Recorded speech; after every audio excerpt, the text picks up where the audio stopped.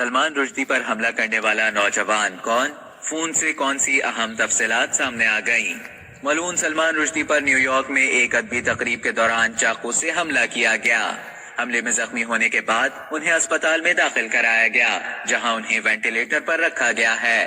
بتایا جا رہا ہے کہ ان کی ایک آنکھ کو نقصان پہنچا ہے۔ ان پر اس وقت حملہ کیا گیا جب رشدی اسٹیج پر لیکچر دینے والے تھے۔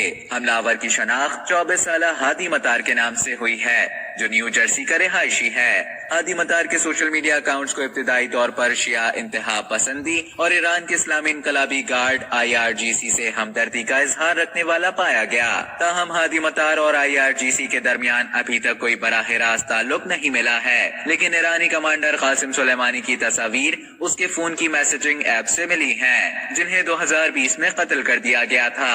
جیسے ہی رشدی نیو یارک شہر کے قریب شوتوکا انسٹیٹیوشن میں تقریر کرنے والے تھے، ہادی مطار نے چھلانگ لگا کر اسٹیج پر چڑھ کر ان پر چاقو سے حملہ کر دیا۔